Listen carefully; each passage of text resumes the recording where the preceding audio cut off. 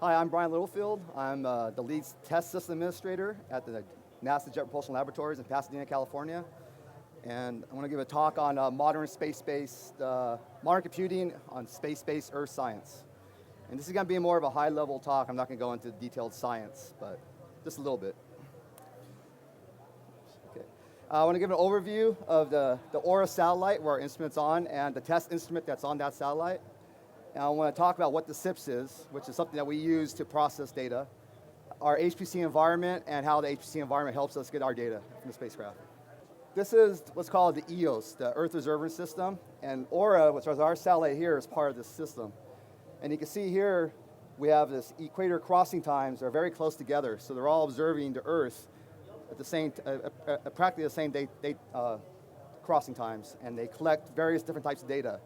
Each instrument here has its own ground station where they collect their own science.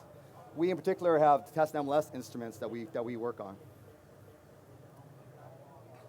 And it was launched back in July 15, 2004.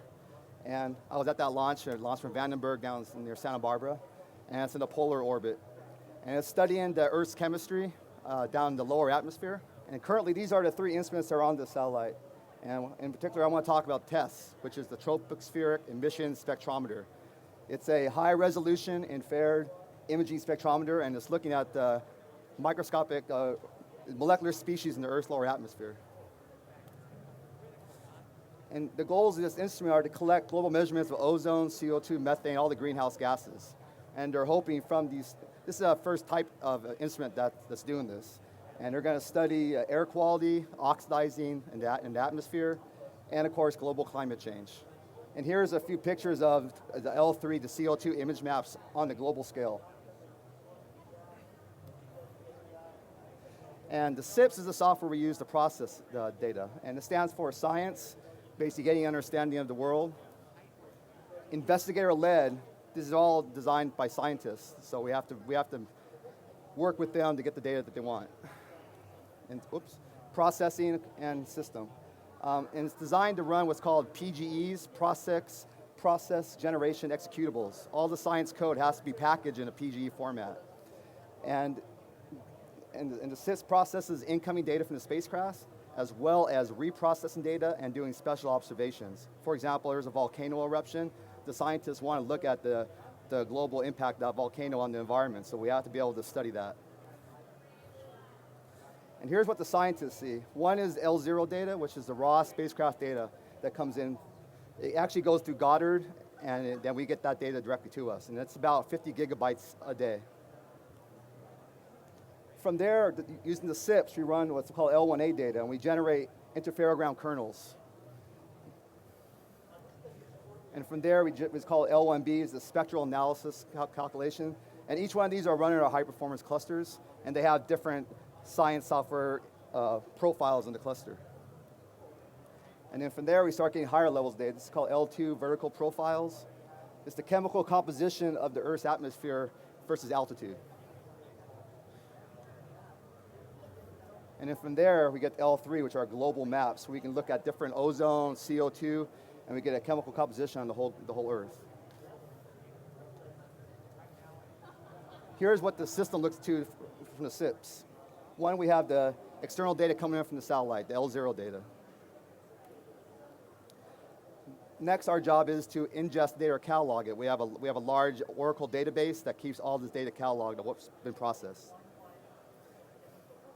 And then we have to archive the data. We have a large server farm and hundreds of terabytes of storage, as well as tape libraries to archive this data. So that way, when we have to go, we get new software versions, the scientists want new data, we have to go back and reprocess everything from the archive.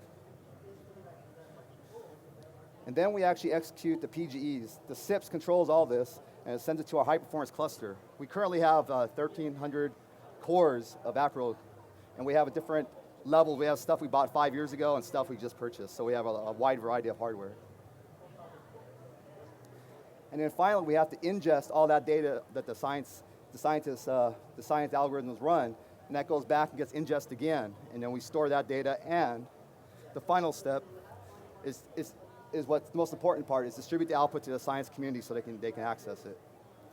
And all this is using, we have massive amounts of server hardware we just upgraded and large amounts of nodes, and these loops are constantly running. And I'll show some graphs later that illustrate what we have to do. One, the SIPs controlled everything, the data flow, the storage resources, and the high performance computing environment. It's actually running in an embarrassingly parallel mode, so we're not using MPI. And we have large amounts of NFS file servers. We're currently using NetApp, Sun, and some custom systems, so we have a wide variety of storage. And the system has to be not powerful enough not only to process the incoming data and keep up, but to go back in time and reprocess 5 years worth of data, and also do special observations all concurrently. So here's a current look at our data center. We have stuff that's from over 5 years ago and recent. We have our main core here is actually running Solaris and Sun. We have a large data farm, tape libraries, and storage. We have a 10 gigabit infrastructure. And you can see our nodes over here are connected to these file servers and the storage. And we still have some really old systems too that we use for testing and development. But thank God the newer systems take up a lot less footprint than our older stuff did. Now here's a problem that HPC has been helping us solve. One is the scientists designed it in a test environment with very limited data set. And then in operations, we found that the data grew much faster than we anticipated, and we had no time to recode the science software. The scientists are done, they're over. Now it's our job to make it happen. So a solution was to purchase additional nodes, new storage, and then we created what's called separate work areas using the SIPs to make sure we could run in that test.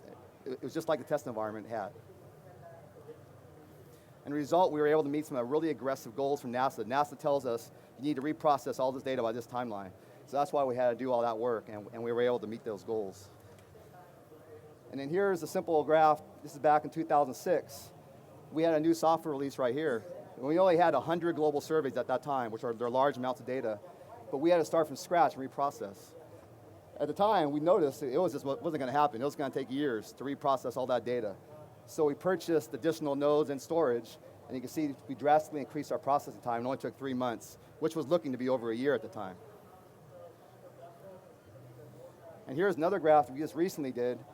We have over 550 runs, and we had to reprocess all that data while keeping up. And it was not going to happen for over a year, maybe 2 years.